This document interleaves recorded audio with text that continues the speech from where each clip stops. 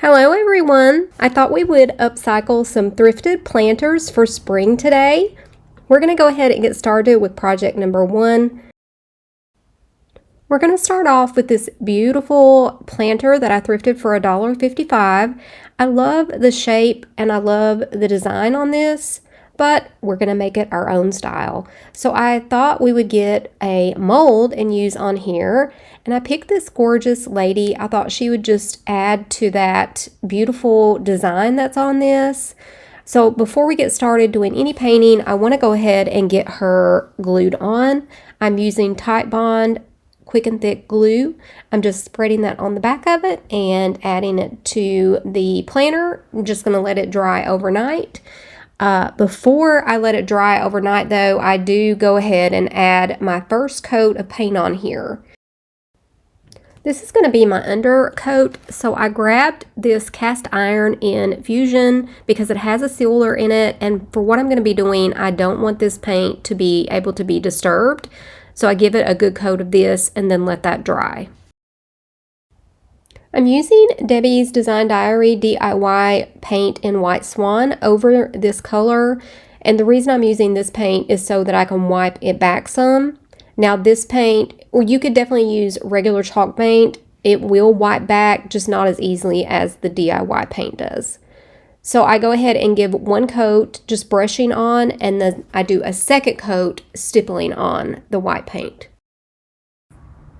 For this next step, I'm just taking a baby wipe. You could take a wet towel or something like that, and I'm just rubbing back over all these lines to get that dark color to come through. I'm also going to do this on the face and hair of my mold as well as around the edge of the frame, and that way it can give that pattern its own look with the paint color from underneath. And it's okay if some of the paint comes off from other areas, not just the raised areas that's on there, because it's going to give such a gorgeous look. Once I get this the way that I really want, I'm going to use my RUSTOLEUM clear coat matte finish to seal this, because you need to seal the DIY clay paint. I'm going to let that dry, and then I'm going to use some of that DIY golden rule gold wax to just kind of make this piece pop a little bit, put it on the hair, a little bit on the face, on the edges, just little areas all over the bucket. And this little piece is finished. I hope you enjoyed this start to our thrifted, upcycled planter hacks. And I just want to let you all know that I did have a huge video planned, but COVID hit us and I'm on the mend. I went back to my real job, so I'm trying to get this video out. No pressure. I feel fine. I'm just finishing this up, but it's not as large as I really wanted it to be. And I'm probably going to be doing some shorter videos coming up in the future. And also, we'll talk about more of that at the end. Let's see what this looks like once we have all this on here. If you like this project, don't forget to comment below. Give me a like, hitting that like button. Subscribe if you're not already subscribed to my channel. I would love to have you along. Project number 2, this one is so easy. So we're going to take this wall pocket. I gave $2.55 for this as a thrifted item. It's in great shape. It still looks brand new. It came from Hobby Lobby. It was a $14.99 piece. I actually picked up a few of these because that was such a good price for $2.55. Now you could definitely paint these, but I just wanted to give this a quick little update. You don't have to paint everything, even though I love painting. And this is my last transfer from this ephemeral melange, I think that's how it said, or ephemeral packet. And I'm just going to peel this off, lay it down, and rub it right on there. And I can't believe how beautiful it made this piece. Now I just take the little stick that comes with these transfers, and I lay my piece down and get it kind of attached all over so it doesn't slip or slide. I kind of get the sticky part stuck and start somewhere, you know, just rubbing and then pulling away that topping, that plastic topping. On this one, I went ahead and switched it to a side position. It just worked out easier once I got so much of it rubbed on with that stick. and then just pulled this right off. It was real simple. Once I got this completely pulled off, I just took my hand and kind of made sure it was really attached well. You can use that plastic, but I just don't like to because sometimes it rips, or it has ripped the transfer for me. And I knew we had to do something a little different. We can't just leave this all plain, so I grabbed the new electrified color. It's been out for a little while, but I just got my hands on it. I hadn't purchased any DIY paints in a while, so I went ahead and grabbed it. I love this color, and I just did a real good coat around the top of this and the little bottom rim. Once I got that finished, then I just gave this all a complete clear wax with the DIY clear wax, because you want to seal that transfer. Because it's going to be hanging on a wall, I just use the wax, which the wax will harden and keep it from lifting or being able to be scratched off. It was so nice just doing a really quick project and getting such a huge difference in look. Let me know what you think about this one.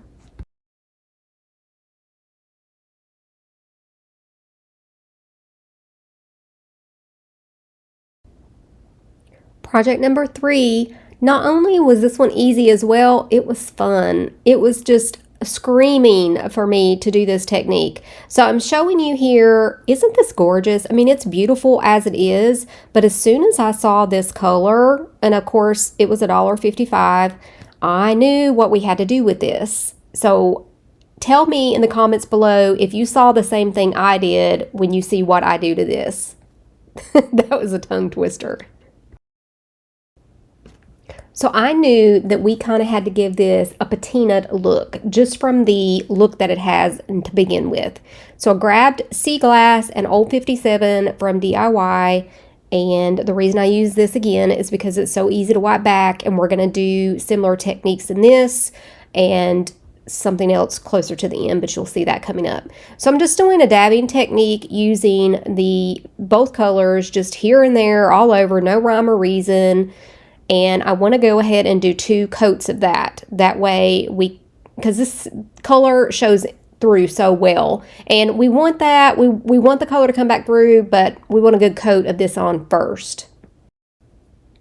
All right, so we've got a coat on there. I'm going to do sort of the same process. I've got a wet baby wipe, and I'm just rubbing back on some of those raised areas, and even on areas where I want some of that green and that brown to come through, doing the handles, again, just here, there, and everywhere until I get it the way that I like it.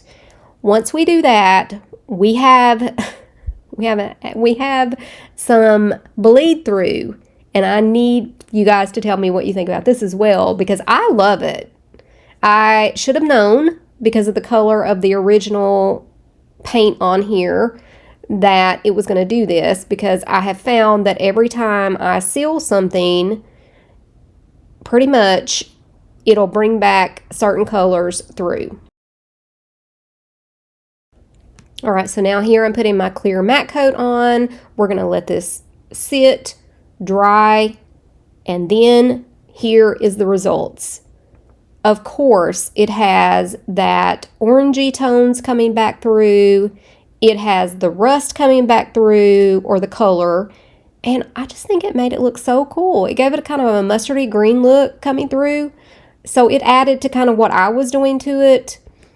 All I'm going to do now is white wax this, because I want to tone some of that back, and I also want to give it that, you know how things, when they sit outside, they get a little bit of that white haze on them? I wanted that too, so I'm white waxing it. I'm going to take my towel, rub that back, leaving it where I want it to get close to the final look. To finish this piece off, I'm adding some of this green wax. It's actually looks kind of teal, but it's also a Prima wax. It's their furniture wax, and I love this color, so of course I had to have it.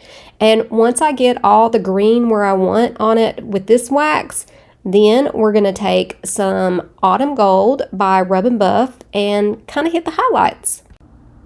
I love doing this type of project, and if you've been watching my channel long, you know that I've had some happy accidents with stuff bleeding through.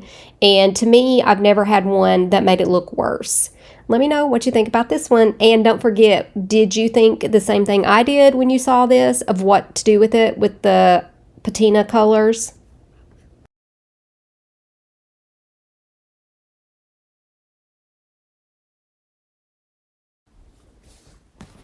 Project number 4. This one was a lot of fun. I actually got both of these for 50 cents a piece. Thrifted. Look brand new. I don't know if these came from the Dollar Tree. I'm not sure if they're quite this large. It didn't look like it with the SKUs on the bottom, but I'm not sure. So what I did was go ahead and give both of these a coat of white paint. Now we're going to do one project at a time. One will be 4 and the next one will be project number 5. And I gave 55 cents as the sticker shows. All right, now here is my coat of paint. It didn't have to be perfect because it's going to get covered up. I'm going to start with some vintage music paper, and I'm just going to tear squares, strips, it doesn't matter, and use my glue stick to glue and cover this whole thing in music paper. Now you can also use book page, whatever you want to use as a background, grab it and a glue stick. If you don't like glue stick or don't trust it, then use Mod Podge. That's perfectly fine. I love a good glue stick. Not had any issues, no lifting, nothing like that. Now once I get that, or once I've gotten that done, I'm going to go ahead and take my little sander and sand all of the raw edges that are kind of overlapping anywhere. I grabbed out a bunch of my scraps from my decoupage paper folder that I have with just scraps in it. Some of them I cut out, sort of cut around the flowers. Some of them I just left in triangles or squares or strips, and I just kind of put them on there how I liked them. Nothing, no rhyme or reason, just made like a little scene. And just trying to get some of these used up. I did, of course, pick out ones that kind of look springy, and I thought that would go great with the whole planter vibe. I do feel like this raccoon stole the show, though. He is so adorable, and I cut his tail out too and left it on, and then you're going to see here that we put a little rabbit and even a little chickie you'll see coming up that's already put on, kind of on his tail. And once I got all that done, then I wanted to add some of this green crackling just all over to give it, kind of make everything blend in together is what I call it. I'm going to add my favorite clear coat, the matte clear coat that I use. Let that dry, and then we're just going to go around the edges with this green conservatory paint from Fusion to finish this piece off. This is the type of project you can get so creative with. Let me know what you think about this one. Project number 5 is the last piece that we had painted with, well, the twin to the last one we just did. That planter, I painted it white, it's dry, and now we're going to be using these Amazon transfers. I've had these for a long time, and I thought, you know what, these would be beautiful for spring. I love the blue sort of china color. These are definitely different. Are they worth the money, the cost? If I'm remembering correctly, I think these are only like $8 or $9, but if that's the case, yes, they were worth it. There are some things, though, that's definitely different. With these, I found that some of the pieces was wanting to stick, so I just kind of flipped it over and pulled the whole sheet off that way. Yes, I could have cut this up, but I didn't. I just stuck the whole thing down on my planter. They stuck really well. The topping piece pulled off really easy. I really just had to stick this and rub with my hand and then peel it off. So I didn't have to scrape until each piece picked off. They almost stuck just like a sticker, even though technically they're not. So that was really easy. The other thing is, though, they're really shiny, which is fine. We can fix that. Once I get all of this piece on there, I go back in and I just kind of rub with my thumbs and hands and make sure they're in really good, and add more off of the pattern, just kind of piecing it so that it matches. I get it all the way around. Once I get it all the way around, and then I'm going to take my matte clear coat sealer and I'm just going to clear coat the whole piece, brushing over it, and this is going to fix that shininess. It's going to make everything look beautifully matte, which makes it look much more high-end and like it's painted on versus that kind of shiny stickery look. Once my clear coat dries, I'm going to use my StazOn in the color Timber, and I'm going to use my IOD crackle stamp, and I'm going to literally go over this whole thing, all of the blue florals, the leaves. I want this to look like the whole piece is crackled. I love how this makes this look. I was going to use some like aging wax, but I didn't need to because of the crackle stamping. It gave it enough of an aged look to me that I didn't want to tarnish it anymore. And now I'm just using this beautiful blue color to go around the top and the bottom rim to give it more of an enamel look. About videos, I love to, of course, make videos that have anywhere from 5 to 10 projects in them, but those do take a lot more time to make. I'm thinking that making videos with 3 projects is probably going to be a lot quicker and easier just to edit. It takes a long time to edit, 10 projects. Another thing, I really love paper crafting and mixed media. We've talked about that, and those videos would be very quick to make compared to the thrift flip videos. Would you all like to see mixed media and paper crafting videos that doesn't include home decor or thrift flips?